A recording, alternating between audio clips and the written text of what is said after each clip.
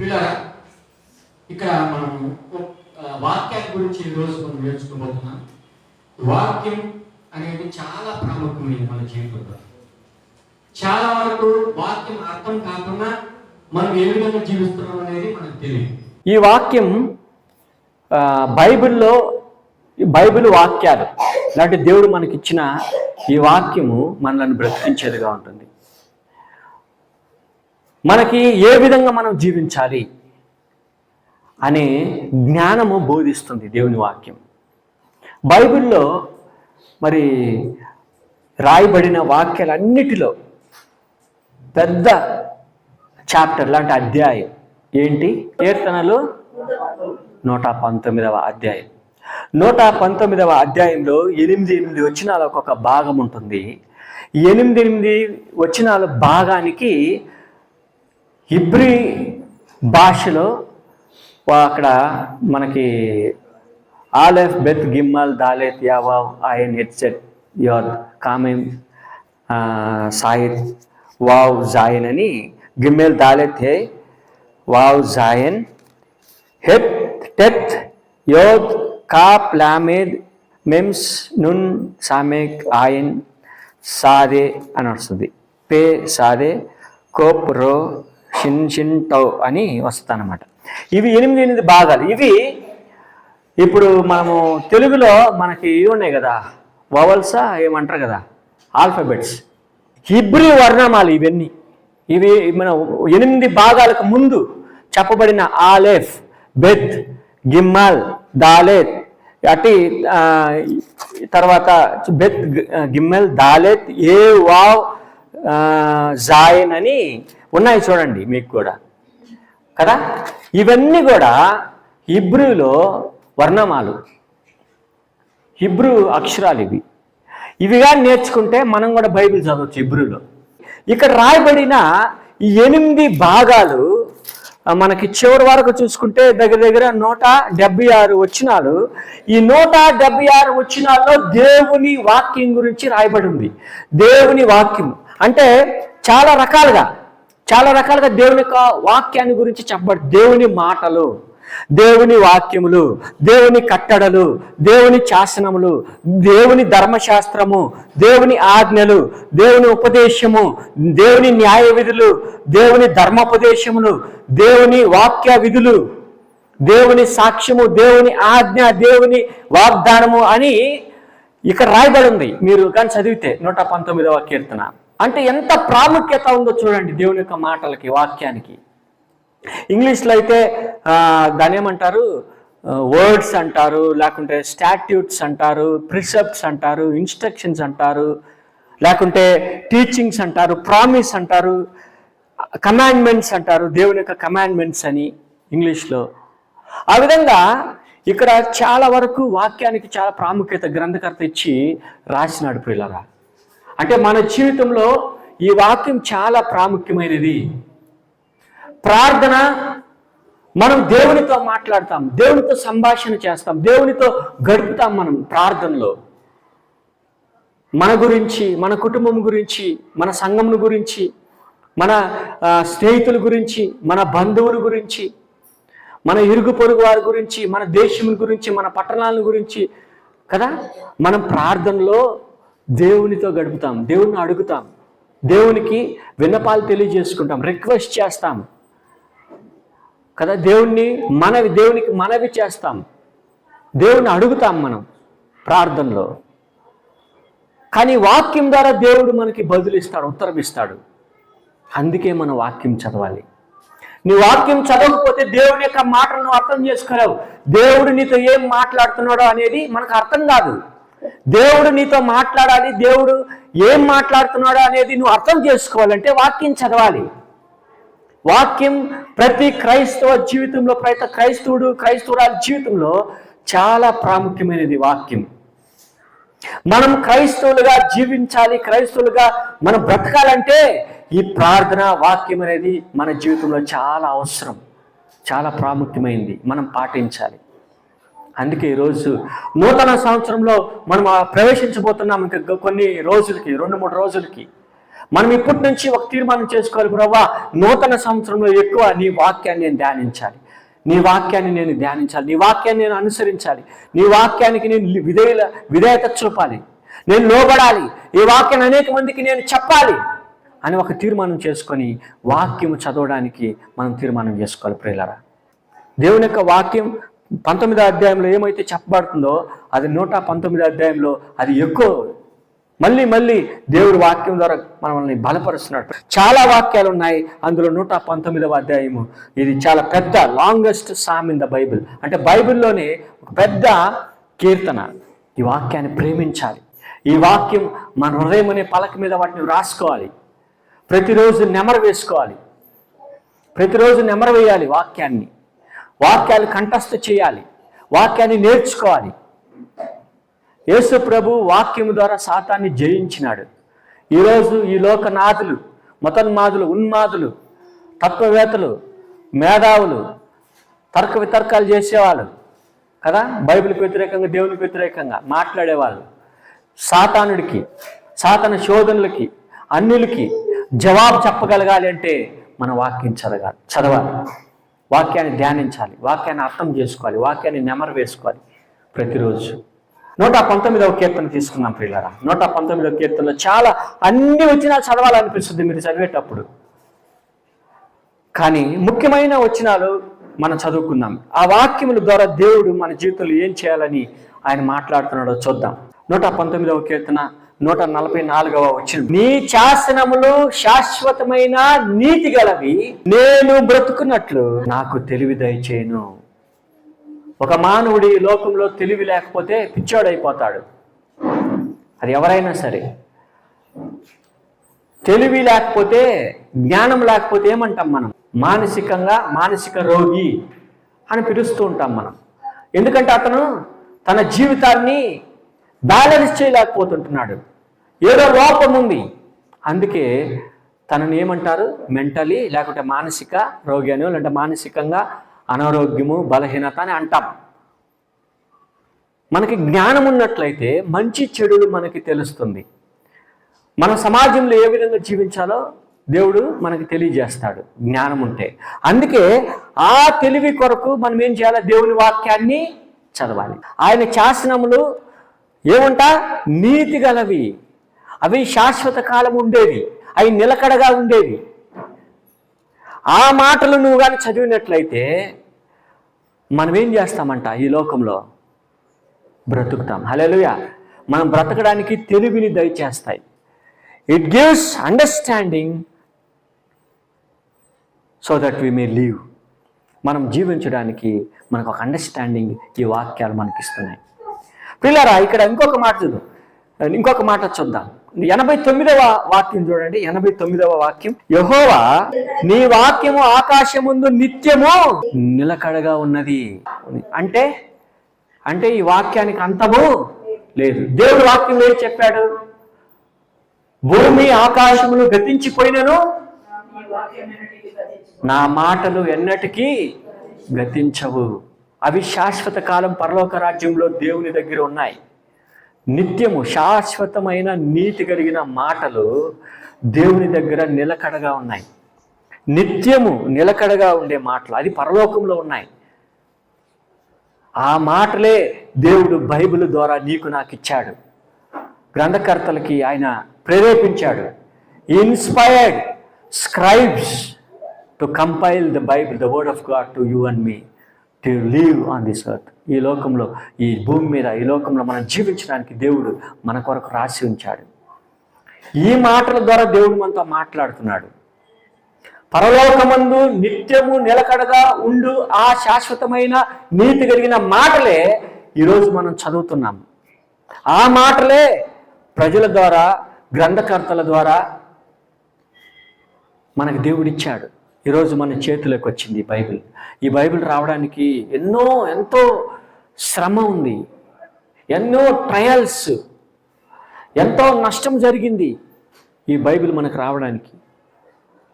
ప్రపంచంలో అన్నిటికంటే చాలా ఖరీదైంది ఈ బైబిలే.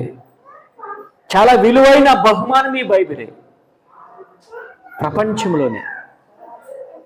ఇంకా మనం చూసినట్లయితే ఒక గ్రంథాన్ని, ఒక పుస్తకాన్ని అమ్మాలి అంటే అన్నిటికంటే ఎక్కువగా అమ్ముడు పోయేది బైబిలే ప్రపంచంలో. చాలా ప్రాముఖ్యమైన వాక్యం దేవుని వాక్యం. ఈ వాక్యం రెండంచెలు కలిగిన ఖడ్గం. అది చెప్పేవారిని, వినేవారిని ఖండిస్తుంది, మార్పు తెస్తుంది. హల్లెలూయా, హల్లెలూయా. అనేక మంది దేవుని యొక్క మాటల చేతనే మారు మనసు పొంది దేవుని బిడ్డలుగా మారినారు ప్రియులారా. సాక్ష్యాలు చెప్పుకుంటా పోతే మనకు సమయం చాలదు. ఇక్కడ 119వ కీర్తనలో ఏం రాయబడిందో, మరి అక్కడ దేవుడు ఏం చెప్పాలని ఇష్టపడుతున్నాడో ఆ మాటలు మాత్రమే మనం చూసుకున్నాం. ఇప్పుడు 2 విషయాలు మనం చదువుకున్నాం కదా. ఇది మనము దేవుని వాక్యం ఎలాంటిది అనేది మనం చూసాం. ఆయన శాసనములు శాశ్వత నీతి కలిగివి, మనం బ్రతుకున్నట్లు మనకి తెలివిని దయచేసేవిగా ఉంటున్నాయి. అంతేకాదు అది నిత్యము ఆకాశమందు నిలకడగా ఉండే దేవుని మాటలు అవి. ఈ మాటలు దేవుని మాటలు, నీ వాక్యములు ఆకాశమందు నిత్యము నిలకడగా ఉన్నవి. ఈ వాక్యానికి అంతం లేదు, ఆ వాక్యానికి అంతము లేదు. సరే, ఈ వాక్యం ఏం చేస్తుంది మనలను? లేకుంటే ఈ వాక్యం మనలో ఎలాంటి కార్యాలు చేయాలని దేవుడు ఇష్టపడుతున్నాడు వాక్యం ద్వారా అంటే 119వ కీర్తన 38వ వాక్యం. నీవిచ్చు వాక్యములు మనుషులలో నీ భయమును పుట్టించుచున్నవి. మొట్టమొదట ఈ వాక్యము ప్రతి మానవుని జీవితంలో లేక ప్రతి మనిషి జీవితంలో ఏం చేస్తుందంట? భయమును పుట్టించుచున్నది. ఈ వాక్యము దేవుని పట్ల మనం భయభక్తులు కలిగి ఉండాలని ఈ వాక్యము మనలో మన జీవితంలో భయము పుట్టించేదిగా ఉంటుంది. ప్రతి క్రైస్తవుని జీవితంలో ఈ వాక్యము భయమును పుట్టించేదిగా ఉంటుంది. ఎందుకంటే మనం దేవుని పట్ల భయభక్తులు కలిగి జీవించడానికి. ఆయన కట్టడలు, ఆయన శాసనములు, ఆయన ధర్మశాస్త్రములు చాలా విలువైనవి, అవి నీతి కలిగినవి, అవి నిన్ను నన్ను మార్చగలిగినవి, నిన్ను నన్ను ఖండించేవిగా, బుద్ధి చెప్పేవిగా ఉంటున్నాయి. సుత్తి లాంటిది, ఖడ్గము లాంటి వాక్యము. ఈ వాక్యాన్ని కానీ మనం చదవకపోతే దేవుని భయం ఎటుదో మనం తెలుసుకోలేం ప్రియులారా.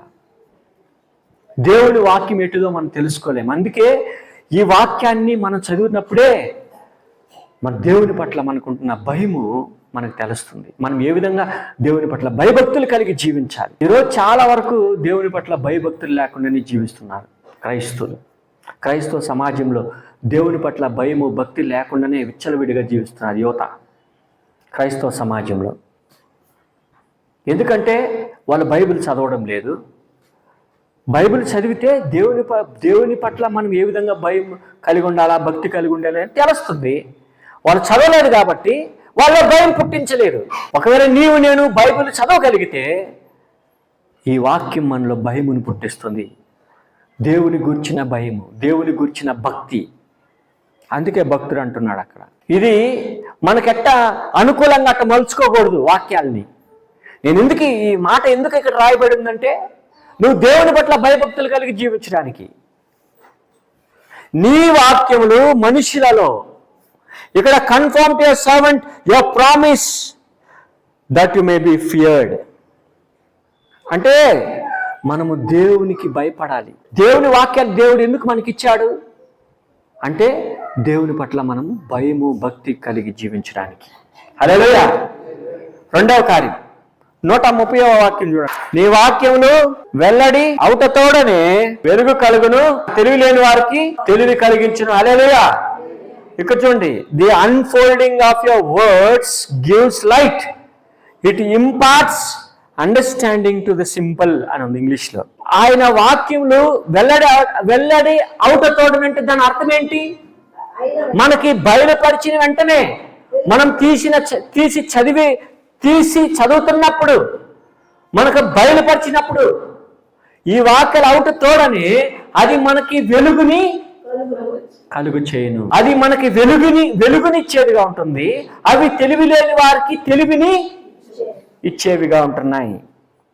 సరే, తెలివి ఎలాంటి తెలివి? ఒకసారి ఆలోచన చేద్దాం. ఎలాంటి తెలివినిచ్చేవిగా ఉంటున్నాయి దేవుని మాటలు, వెలుగునిచ్చేవిగా ఉంటున్నాయి దేవుని మాటలు. అయితే ఎలాంటి తెలివి?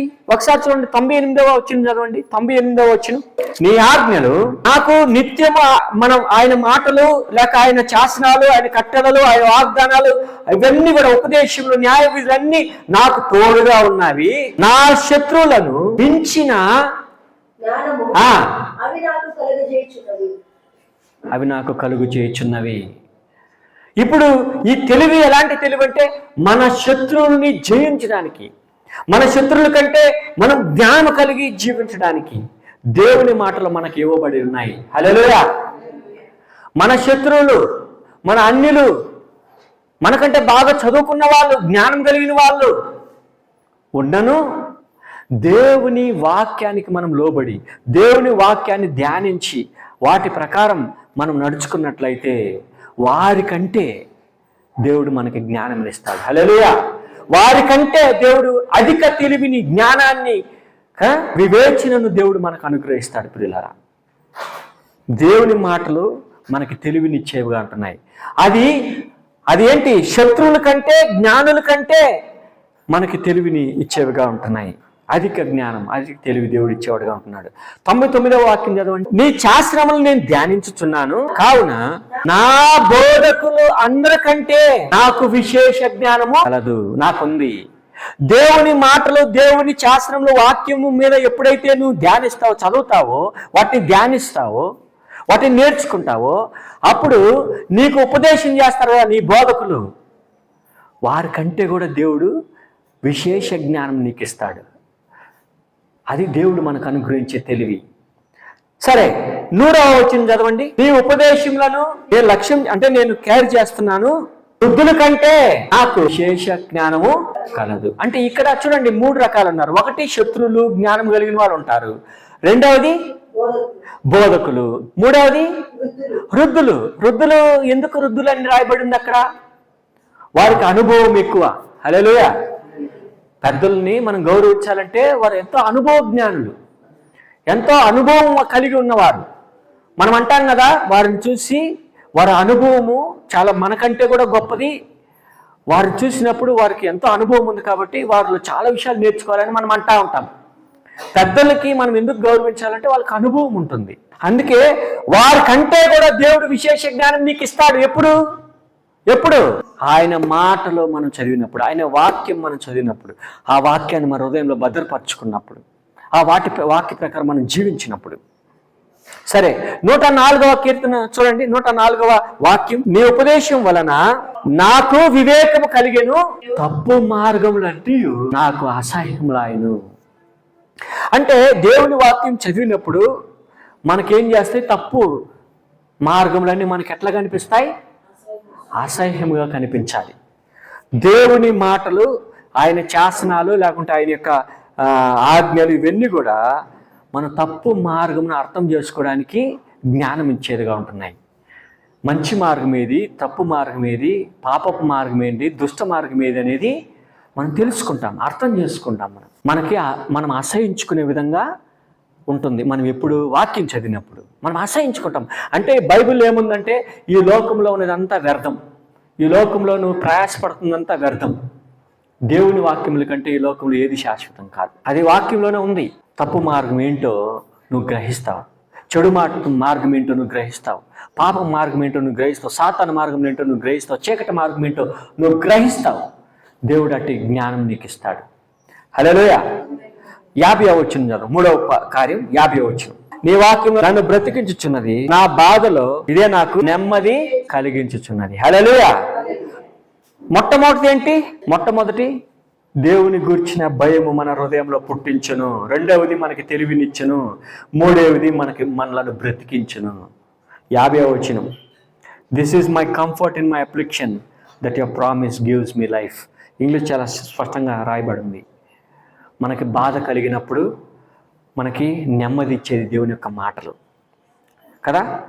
మన జీవితాల్లో నెమ్మది కలిగించేది ఈ మాటలు, మనకి జీవాన్ని ఇచ్చేది ఈ మాటలు, మనల్ని బ్రతికించేది ఈ మాటలు. నీ వాక్యమే నన్ను బ్రతికిస్తుంది, నీ వాక్యమే నాకు నెమ్మది కలిగించేదిగా ఉంటుంది. హల్లెలూయా. ఈరోజు చాలామంది నాకు నెమ్మది లేదు, నాకు చాలా నాకు బాధ కలుగుతుంది, నాకు కష్టాలు ఉన్నాయి, నాకు వేదనగా ఉంది అని అంట. నేను కుమిలిపోతున్నాను, కృంగిపోతున్నాను. నువ్వు కుమిలిపోతున్నప్పుడు, కృంగిపోతున్నప్పుడు, వేదన వచ్చినప్పుడు, బాధలు కలిగినప్పుడు దయచేసి బైబిల్ చదవండి. ఎందుకంటే ఈ బైబిల్ ద్వారా దేవుడు నీకు ఆదరణమైన వాక్యాల ద్వారా నిన్ను బలపరుస్తాడు. ఆయన నిన్ను ఆదరిస్తాడు, నీకు నెమ్మది కలుగు చేస్తాడు. ఆయన వాక్యం ద్వారా మాట్లాడే దేవుడు మనతో. హల్లెలూయా. వాక్యం ద్వారా నన్ను బ్రతికించేవాడుగా ఉంటున్నాడు, నీకు నాకు నెమ్మది కలిగించేవాడుగా ఉంటున్నాడు. 2 విషయాలను 50 వచనంలో. ఒకటి, మనను బ్రతికించేదిగా ఉంటుంది దేవుని మాటలు. రెండవది, మనము బాధలో ఉన్నప్పుడు మనకి నెమ్మది కలిగించేవిగా ఉంటున్నాయి. 3వ విషయం ఆ వాక్యంలోనే ఏముందంటే 165వ వాక్యం చదవండి. 165వ వాక్యం, నీ ధర్మశాస్త్రమును ప్రేమించే వారికి ఎంతో నెమ్మది కలదు, వారు తూలి త్రొట్టిల్లుటకు కారణం ఏముండదు. ఇంకా వాళ్ళు పడిపోవడానికి, దేవుని బిడ్డలు పడిపోవడానికి కారణమే ఉండదు. ఎప్పుడు దేవుని వాక్యం నువ్వు చదివినప్పుడు, ఆయన ధర్మశాస్త్రాన్ని నువ్వు ధ్యానించినప్పుడు నువ్వు ఎన్నటికి పడిపోవు. ఎంతో నెమ్మది మనకి కలిగించేదిగా ఉంటుంది. హల్లెలూయా, హల్లెలూయా. మనము స్థిరంగా దేవుని యొక్క మార్గంలో, అంటే దేవునికి ఇష్టలుగా, దేవునికి లోబడి కదా, దేవుని మాటలకు లోబడి మనము ఈ లోకంలో ఆయన బిడ్డలుగా జీవించాలంటే, మనం నెమ్మది కలిగి మనం జీవించాలంటే దేవుని ధర్మశాస్త్రాన్ని చదవాలి. నువ్వు ఇంకా ఎన్నటికి పడిపోవు. దేవుడు నిన్ను స్థిరంగా నిలబెట్టుకుంటాడు తన సాక్షిగా. హల్లెలూయా. సరే, ఇంకొక వాక్యం చదువుకొని మనం ముగించుకో. 105వ వాక్యం చూడండి. పాదములకు దీపము, నా త్రోవకు వెలుగై ఉన్నది. అంటే మనం చేసే ప్రతి కార్యంలో, ప్రతి పనిబాటులో దేవుడు ఏం చేస్తాడు? వెలుగుని. నీ త్రోవలో దేవుని మాటలు వెలుగునిచ్చును. హల్లెలూయా. నీ కార్యాల్లో దేవుని వాక్యం వెలుగునిచ్చును. నీ జీవితంలో దేవుని వాక్యం వెలుగునిచ్చును. నువ్వు చేసే ప్రతి పని బాటల్లో దేవుని వాక్యము వెలుగునిచ్చును. హల్లెలూయా. వెలుగుతో నింపేవాడుగా ఉంటున్నాడు. తన వాక్యము ద్వారా నీ జీవితంలో, నీ కుటుంబ జీవితంలో దేవుడు వెలుగు నింపేవాడుగా ఉంటున్నాడు. అది మన పాదములకు, మన త్రోవకు దీపముగా, వెలుగుగా ఉంటుంది. అందుకే ఈ మాటలు మనం నేర్చుకోవాలి, చదవాలి ప్రియులారా. నేను ఎందుకు ఈ వాక్యం చెప్తున్నానంటే, మనము నూతన సంవత్సరంలో ప్రవేశించబోతున్నాం. మనల్ని మనం సిద్ధపరచుకోవాలి. ఈ నూతన సంవత్సరం అంతా కూడా, 2025వ సంవత్సరం అంతా కూడా దేవుని వాక్యం మీద ఆధారపడి మన జీవితాలను కట్టుకోవాలి. దేవుని వాక్యం మీద ఆధారపడి మన జీవితాన్ని నిర్మించుకోవాలి, మన జీవితాలని కొనసాగించుకోవాలి. ఆయన వాక్యముల ద్వారా మన జీవితాన్ని కొనసాగించుకోవాలి. అట్టి తీర్మానం మీరు తీసుకోవాలి. ఎందుకంటే ఇది మన జీవితంలో చాలా ప్రాముఖ్యమైనది, దేవుని మాటలు. ఎందుకంటే అదే నిన్ను బ్రతికించేది దేవుని బిడ్డలుగా. అదే నీ జీవితంలో వెలుగు నింపేది దేవుని వాక్యం ద్వారా. అందుకే మనం వాక్యం చదవాలి, వాక్యం ధ్యానించాలి, వాక్య ప్రకారం జీవించాలి, అనేక మందికి దేవుని మాటలు పంచుకోవాలి. ఈ కార్యాన్ని నువ్వు చేయగలిగితే 2025వ సంవత్సరం ఒక గొప్ప ఆశీర్వాదకరంగా దేవుడు నీ జీవితంలో మార్చి కదా ఆ విధంగా నేను నడిపిస్తాడు. అటు కృప నీకు నాకు దేవుడు దయచేయను గాక. ప్రార్థన చేసుకుందాం. కృపగల ప్రభువా, నీ వాక్యం చాలా ప్రాముఖ్యమైనది. నీ వాక్యం మమ్మల్ని ఆధ్యాత్మికంగా బ్రతికించేదిగా ఉంటుంది, మాకు త్రోవ చూపేదిగా, మాకు తెలుగుని జ్ఞానం ఇచ్చేదిగా ఉంటుంది.